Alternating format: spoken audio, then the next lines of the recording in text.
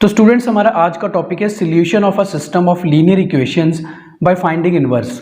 तो ये determinant chapter का ऑलमोस्ट लास्ट टॉपिक है जिसको आज हम करेंगे। तो पहले मैं आपको बता दूं कि सिस्टम ऑफ लीनियर इक्वेशंस हम किसको बोलते हैं। तो हम कंसीडर कर लेते हैं हमारे पास एक सिस्टम ऑफ लीनियर इक्वेशंस हैं a11x1 plus a12x2 is equal to b1 and एक सेकेंड इक्वेशन हमारे पास, उसको हम लेट कर लेते हैं a21x1 plus a22x2 is equal to b2। ये हमारे पास दो लीनियर इक्वेशंस हैं। अब लीनियर इक्वेशंस को हम डिटर्मिनेंट की फॉर्म में या मैट्रिक्स की फॉर्म में कैसे लिखते हैं, पहले हम जो इनके कोफिशिएंट्स हैं, कोफिशिएंट जैसे x1 आप देख रहे हो एक वेरिएबल है, x2 भी वेरिएबल है और इसका कोफिशिएंट a11 और इसका कोफिशिएंट a12 है। इनको लेकर हम पहले एक मैट्रिक्स लिख लेते हैं 2 बाय 2 का, जो हमारे पास फर्स्ट लीनियर इक्वेशन के कोफिशिएंट्स हैं इनके a11 a12 और सेकेंड लीनियर इक्वेशन के a21 एंड a22। ये हमारे पास एक 2 बाय 2 का जो है मैट्रिक्स तैयार हो जाता है अगर हम लीनियर इक्वेशंस के कोफिशिएंट्स को लिख लेते हैं। सेम टाइम हमारे पास राइट साइड में b1 b2 एक एज अ कांस्टेंट की फॉर्म में लिखे हुए हैं, तो हम एक कांस्टेंट लिख सकते हैं। तो वो हम मान लेते हैं कि हमारे पास b है, हमारे पास एक b मैट्रिक्स है, तो उसमें हमारे पास जो एलिमेंट्स हैं वो b1 एंड b2 हैं। तो ये हमारे पास कांस्टेंट टर्म से एक मैट्रिक्स बन जाता है। अब इसमें सॉल्यूशन का क्या मतलब होता है कि जो हमने वेरिएबल्स होते हैं उनकी वैल्यू को फाइंड आउट करना होता है। तो जो वेरिएबल्स हैं वो भी हमारे फिर एक मैट्रिक्स की फॉर्म में ही होने चाहिए, तो उनको हम एक कैपिटल X की फॉर्म में उस मैट्रिक्स को लिख लेते हैं। और हमारे पास जो वेरिएबल होंगे आप देख सकते हो हमारे पास सिर्फ ओनली 2 वेरिएबल्स हैं इसमें, एक तो x1 है और दूसरा x2 है। मतलब हमने x1 और x2 को फाइंड करना है with the help of inverse of a matrix. तो मैं आपको एक जनरल फॉर्मूला बताता हूँ कि जो हम इसमें अप्लाई करते हैं। जैसे कि हम लेते हैं ax is equal to b। अगर आप इस इक्वेशंस को, दोनों इक्वेशंस को देखो, जो हमारे पास लीनियर इक्वेशन वेरिएबल्स की दो इक्वेशंस हैं, इनको अगर आप देखो तो ये हमारे पास इसी फॉर्म में है ax is equal to b।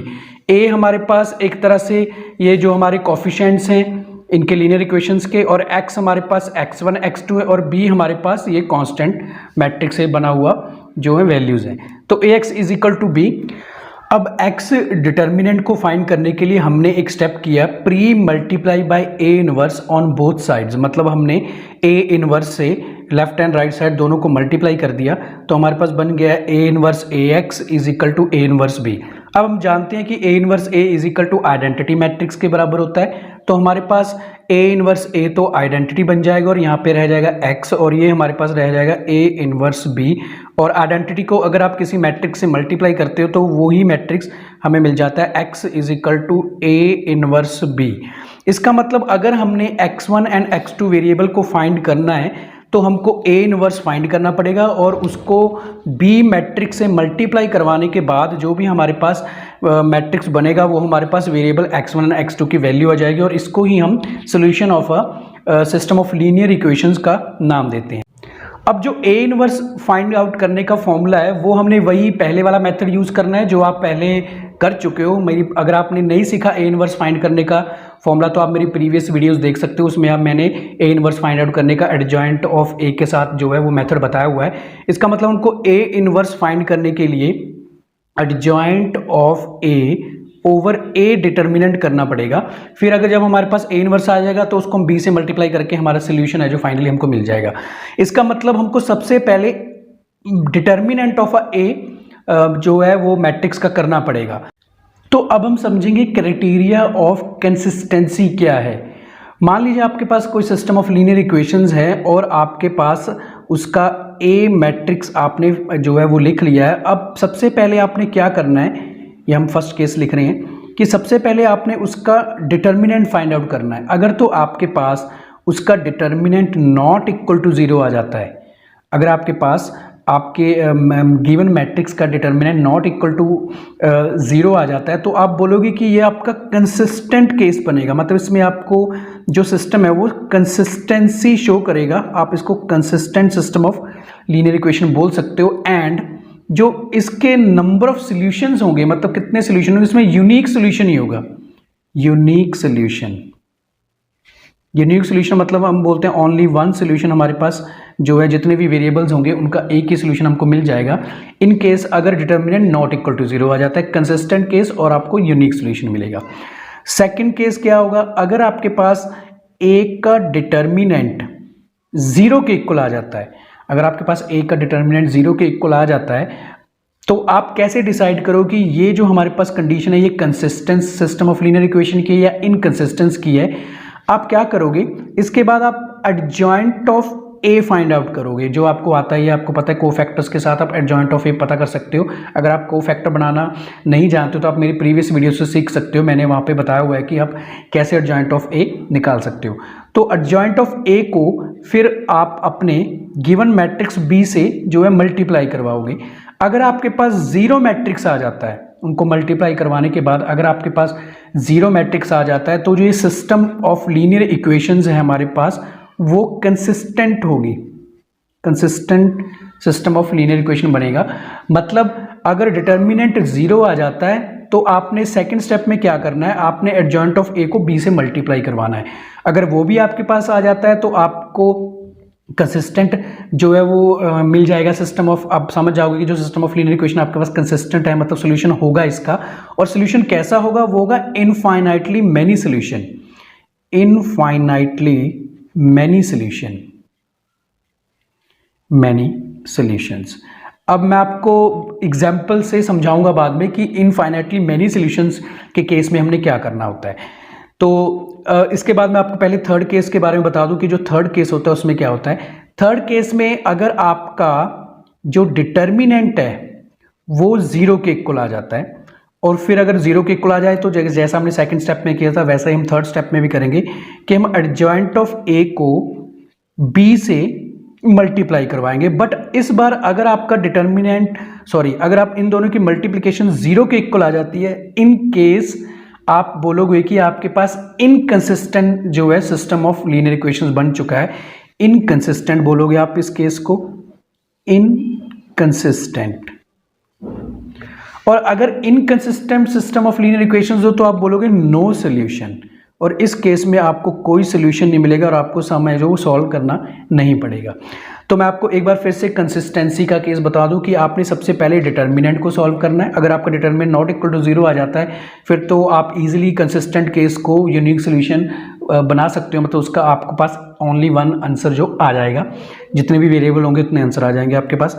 और अगर आपका डिटर्मिनेंट जीरो के इक्वल आ जाता है तो आपने एडजॉइंट ऑफ ए को बी से मल्टीप्लाई करवाना है, और अगर वो भी जीरो आ जाता है इसका मतलब कंसिस्टेंट सिस्टम लीनियर इक्वेशन है और आपके पास जो सोल्यूशन आएंगे इनफाइनाइटली मेनी सोल्यूशंस होंगे।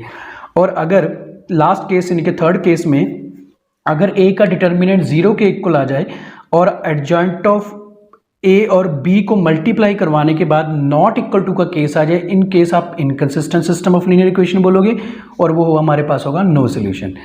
अब हम क्या करेंगे, इन तीनों सिचुएशन से रिलेटेड हम तीन सम यानी कि तीन एग्जाम्पल सॉल्व करके देखेंगे, तो आपको समझ में आ जाएगा कि इन सिचुएशंस को हमको कैसे डील करना होता है।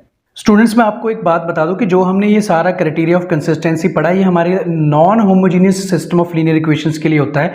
और non homogeneous system of linear equations वो होती हैं जिसमें जो कांस्टेंट की वैल्यू होती है हमारे पास वो नॉन जीरो हो। जैसे ax is equal to B, तो यहाँ पे हम कांस्टेंट वैल्यूज लिखते हैं जो वो हमारे पास नॉन जीरो होनी चाहिए। ये हमारे पास non homogeneous system of linear equations के लिए होता है। और अगर हमारे पास होमोजीनियस सिस्टम ऑफ इक्वेशंस हैं, होमोजीनियस सिस्टम ऑफ इक्वेशंस है तो हमारे पास ax is equal to zero है, मतलब कि कांस्टेंट वैल्यू है जो हमारे पास जीरो होती है। वो मैं आपको बाद में बताऊंगा कि इस केस में हमने क्या करना होता है। बट हम पहले non homogeneous system of linear equations को सॉल्व करके जो ये केसेस है जो हमने ऊपर लिखे हैं इनको हम डिस्कस करते हैं। तो हम लेते हैं पहले एक एग्जाम्पल, तो मैं आपको एक एग्जाम्पल के थ्रू समझाता हूँ कि मान लीजिए हम फर्स्ट एक मैट्रिक्स ले रहे हैं, हम सिस्टम ऑफ लीनियर इक्वेशंस ले रहे हैं। हमारे पास एक टू लीनियर इक्वेशंस है, एक है 3x minus 4y is equal to 5, 4x plus 2y is equal to 3। इस इक्वेशन को हमने सॉल्व करना है, मतलब इसमें x एंड y जो दो वेरिएबल्स हैं उनकी वैल्यूज को फाइंड आउट करना है बाय मैट्रिक्स मेथड। तो हमारा सबसे पहला जो स्टेप होगा इसमें वो होगा, हम इसको पहले तो सोल्यूशन हम लिखते हैं इसको Ax is equal to B की फॉर्म में लिखेंगे। यहाँ पे हमारे पास जो A मैट्रिक्स है वो हमारे पास क्या होगा, एक 2x2 का मैट्रिक्स बन रहा है। आप देख रहे हो कोफिशिएंट्स लेने होते हैं हमने 4 4 2, ये हमारे पास जो है A मैट्रिक्स बन जाएगा। x हमारे पास वेरिएबल्स होंगे जो दो ही हैं हमारे पास, तो x y हमारे पास 2 वेरिएबल्स बन जाएंगे इसमें x एंड y। और जो कांस्टेंट वैल्यू है हमारी, क्योंकि नॉन होमोजीनियस ये हमारे पास इक्वेशंस है, सिस्टम ऑफ लीनियर इक्वेशंस है, तो हमारे पास जो कांस्टेंट वैल्यू 4 5 एंड 3 आ जाएगी, जिससे हमने एक मैट्रिक्स बना लिया है। तो हमारा सबसे पहला जो काम होगा वो ये होगा कि हमको a का डिटर्मिनेंट फाइंड आउट करना है। तो हमारे पास जो a है वो हम लिख लेते हैं 3 4 -4 2, इसको हम सॉल्व करेंगे। अब ये हमारे पास हो जाएगा, अगर हम मल्टीप्लाई करें बनेगा 3 2 6 और ये हमारे पास बनेगा 4 4 16। ये सॉल्व करके हमारे पास 22 आ जाएगा, जो कि नॉट इक्वल टू 0 है। तो मैंने आपको बताया था कि अगर आपके पास जो है डिटर्मिनेंट नॉट इक्वल टू 0 आ जाता है तो इसका मतलब ये हमारे पास जो है एक कंसिस्टेंट केस बन गया हमारे पास, कंसिस्टेंट केस। और ए डिटर्मिनेंट अगर नॉट इक्वल टू 0 हो जाए तो उसको हम नॉन सिंगुलर बोलते हैं, non singular. It means consistent जो है हमारे पास ये बन जाती है। इसका मतलब यूनिक सोल्यूशन होगा, non singular and consistent case है, और it has unique solution, unique solutions. तो आप जानते हो यूनिक सोल्यूशन में हमारे पास एक्स वाई वेरिएबल की सिंगल एक वैल्यू आएगी, वो हमने फाइंड आउट करनी है। तो मैंने आपको पहले ही मैं आपको फॉर्मूला बता चुका हूँ कि हमने जो है ए इनवर्स फाइंड आउट करना है, जो कि हमारे पास adjoint of A over A determinant के इक्वल होता है, ये हमने फाइंड आउट करना है। तो अब हम करेंगे, पहले हम एडजॉइंट ऑफ ए पता करेंगे, फिर उसको ए से डिवाइड करवाएंगे, तो उसके बाद हम वैल्यू पुट करेंगे और देखते हैं हमारे पास जो आंसर आता है वो क्या आता है। पहले एडजॉइंट ऑफ ए के लिए हमको कोफैक्टर्स पता करने होते हैं, जैसा कि मैंने आपको अपनी पिछली वीडियोस में बताया हुआ है। तो हम पहले क्या करेंगे, कोफैक्टर पता करेंगे। हमारे पास जो कोफैक्टर ऑफ A11 वो हमारे पास क्या बनेगा, A11 हमारे पास जो पोजीशन है वो आप देख सकते हो 3 हमारे पास A11 पोजीशन पे, तो उसके कॉरस्पॉन्डिंग अगर हम रो एंड कॉलम को हाइड कर दे तो हमारे पास 2 बन जाता है, तो A11 हमारे पास जो है 2 आ जाएगा।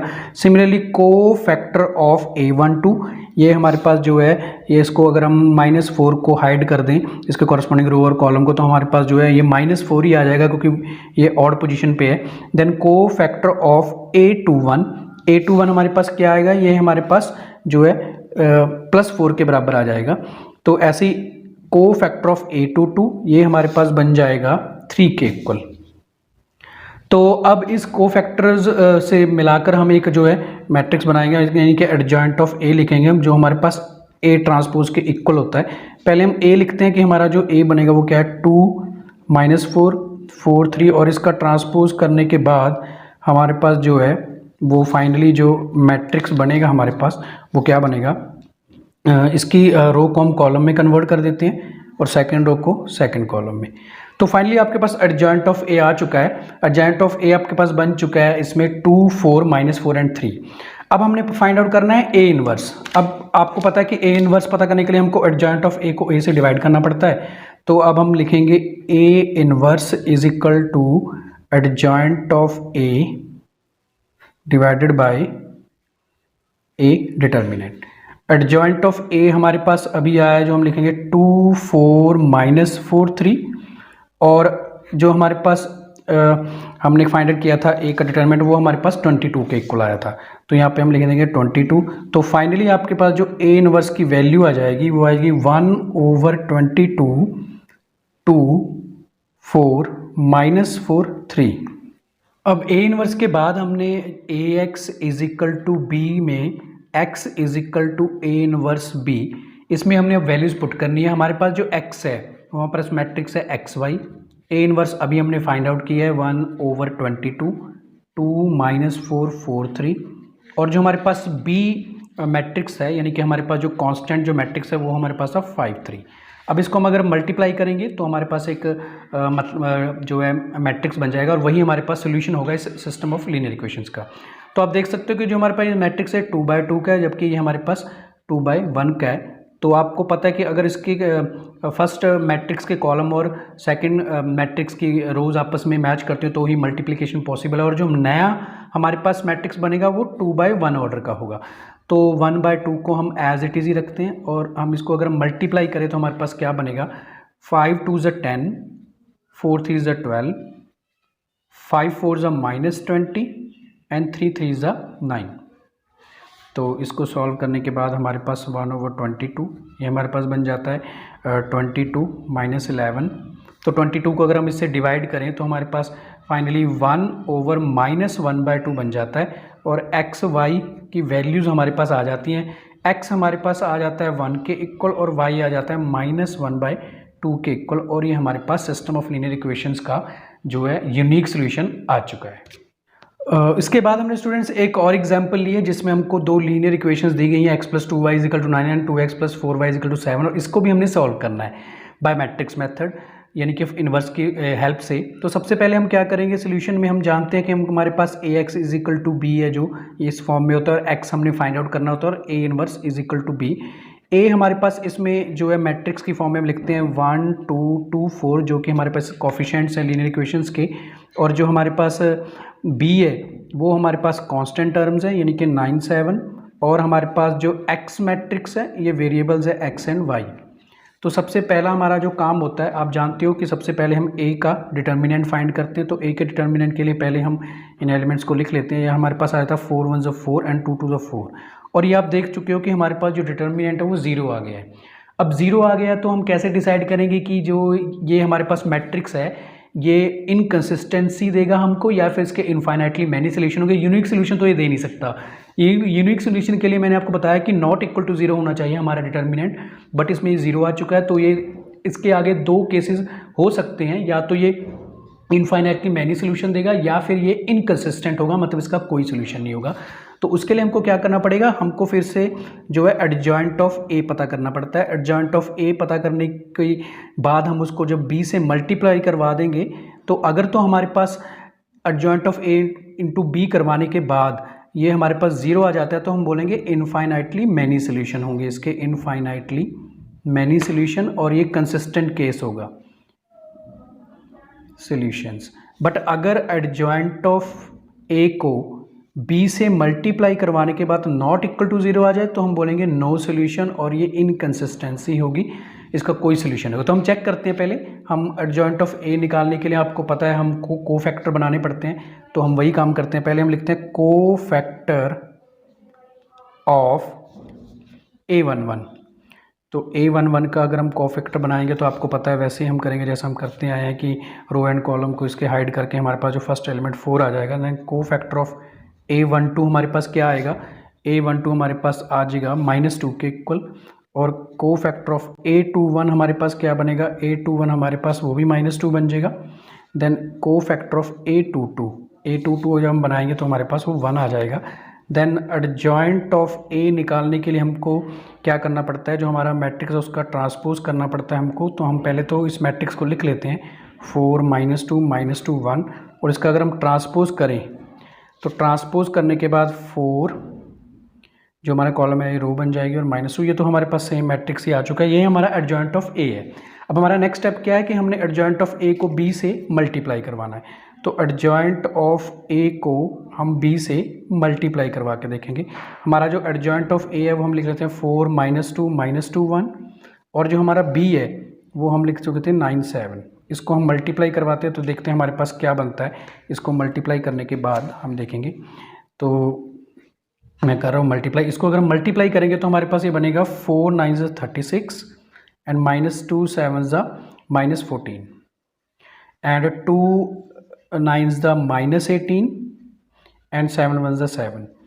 तो ये हमारे पास सॉल्व करके आ जाता है 22 and -11 which is not equal to 0।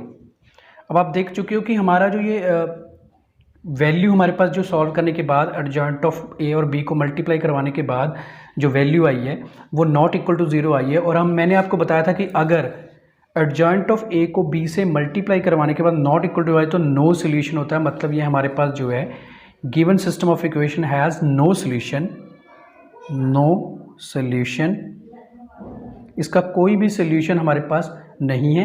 And therefore it is a inconsistent. तो स्टूडेंट हम यूनिक सॉल्यूशन एंड जो नो सॉल्यूशन दोनों डिस्कस कर चुके हैं। इसके बाद हमारे पास जो रह चुका है वो रह चुका है इनफाइनाइटली मैनी सॉल्यूशन।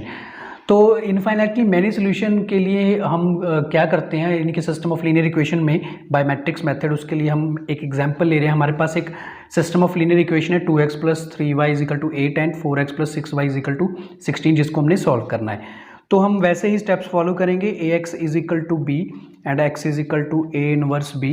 इसमें हमारे पास जो a है वो क्या होगा, हमारे पास a हमारे पास होगा जो ये हमारी लीनियर इक्वेशंस के कोफिशिएंट है वही होंगे। तो हम लिख लेते हैं इसको 2, 4, 3, 6। और जो हमारे पास x होगा वो वही दो वेरिएबल्स होंगे x एंड y, और b हमारे पास जो है वो कांस्टेंट टर्म होगी 8 एंड